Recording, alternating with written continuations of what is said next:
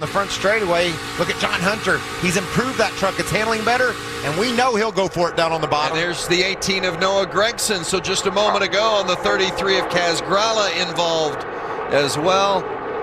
And a tough break for the 18 of Gragson. He had a penalty for pitting out of the box earlier and had a lap penalty, got that lap back. Streak of top 10s. Looked like the 33 got loose. Maybe Kaz on the bottom had to go up the racetrack, got into Noah with nowhere to go for Noah. He got the second caution. He got the one caution that got the free pass, and then the second one. Oh, look. Oh, Chase is in the middle of him, and actually Chase caught him on the right rear corner of Kaz's truck. That's what moved him up the hill. Yeah, that.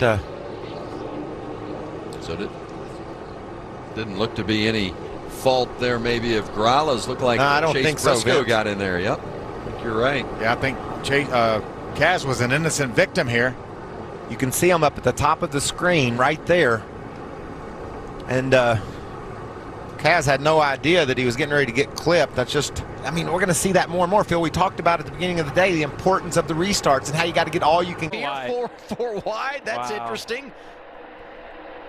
Some of those guys on fresh tires, that's Allgaier into the wall. He collects Bell. Man. I mean, you just had to know that was coming. They were stacked so tightly together. And the bump drafting, the pushing, it just gets more aggressive as you get to the end. 2 weeks in a row for Allgaier. Bump drafting, Adam. We'll see if we can see what started this back there. Is that Sadler? Yeah, that's the team car pushing Allgaier. There you see it right there. Let's follow it through. But it actually looks like the 7. Did he slide up in front of Dylan Lupton? Yeah, that was Lupton in that black 28 that somehow was able to stay off of Allgaier, get through unscathed. Look at Alex LeBay, the Canadian, slipping by on the bottom. Again, I can't believe on a restart you don't collect more cars, and that was a hard impact for Bell as he went to the outside wall.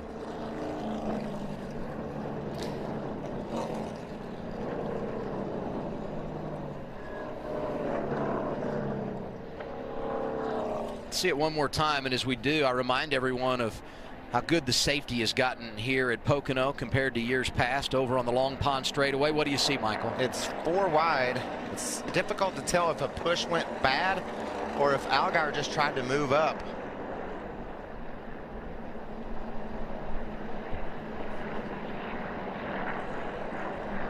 Yeah, man, it looks like he almost moved up. Elliott's really good at being aggressive but not like going over the line, I feel like.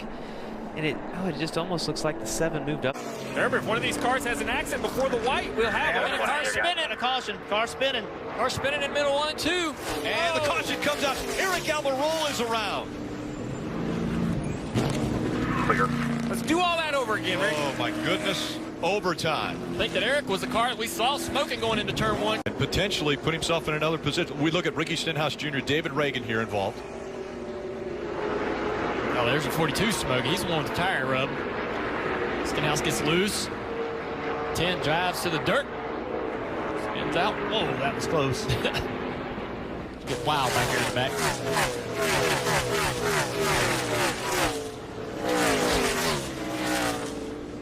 So I think Suarez, I thought he did a good job. He entered turn 1 and he was able to side draft Busch.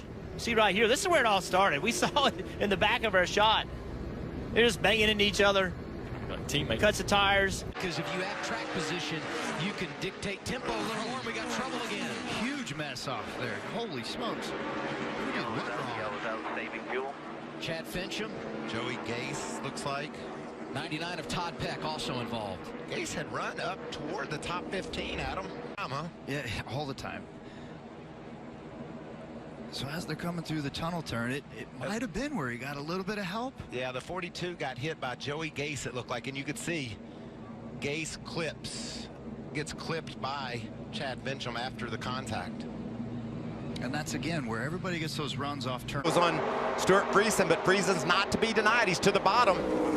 3 wide for third, and Friesen is going around. the first corner of the first lap, and Stuart Friesen suffers significant damage in that left rear. Got hit. He has been running really well of late, and as you said, just an innocent victim to Friesen's spin. He got himself in a bind. He went in the corner low because of that dive move he made on the straightaway. And when you go in low, it takes away your angle and it makes the turn sharper. He had those wheels cut, truck on his outside. The truck just got away from him. Bottom of 3 wide. We talk about guys being side by side and losing the air off that rear spoiler. Worst possible scenario for Stuart Friesen, bottom of 3 wide. I thought right there he had a chance to keep it out of the wall. Unfortunately, Alfredo came along. Stuart Friesen had 4 straight top 5s, and as Michael noted earlier, had been runner-up 6 times in his career, still looking for that first career win. That's the visor. That's the visor cam. Bottom 3 here. See how tight his angle is? Bottom 3. Hang on, hang on, hang on. Hang on, hang on, hang on. 2 pretty significant hits, one with Alfredo, one with the outside wall. What a ball. Here's Jimmy Johnson to the inside of the 38. John Hunter Newton. Oh, big crash. Eric Jones. Going hard into the wall, and that's Tyler Reddick right with him. And we are back to caution for the 5th time today. Lap 72. Heavy damage on the right side of Reddick's car. Tyler Reddick. It looks like Eric Jones ahead of him. Is Eric Jones going to get loose? Oh no, he just checks up trying to go around a slower car, and Tyler Reddick had a huge head of steam coming.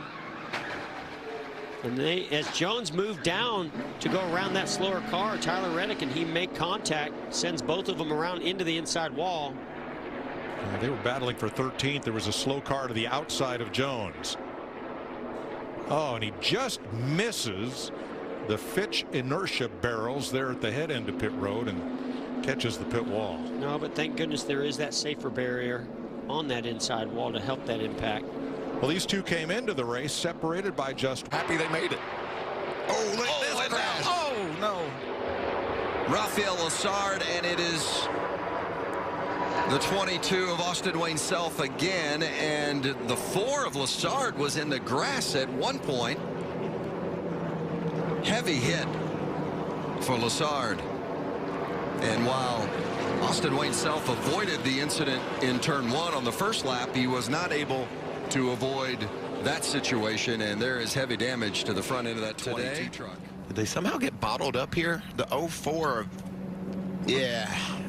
Roper was down low and off the gas, and I don't think that Lessard anticipated him not having that much speed, and he had to avoid him. Yeah, I think Rafael felt like he was going to come down the racetrack, and he was trying to give him some room. And being the first time that Rafael has ever been through turn 3, he didn't realize that the grass was right there. There was no apron at that point of the racetrack, and we know how these splitters are. They dig right in. It dug in and turned them up the track. It all started with the 04 losing maybe a little bit of momentum. And well, you look at that right there, and Rafael had plenty of room. I don't know. I think maybe the inexperience.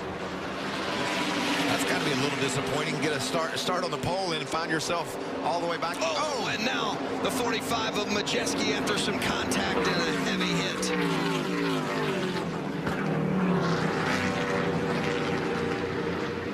Majeski won the ARCA race here last year, but we had just mentioned what a great start he was off to here in this race, and I'm sure was thinking maybe he had something to work with for the long haul today, and his day quickly comes to the outside because he got that draft, and when he does that, Majeski moves up to block,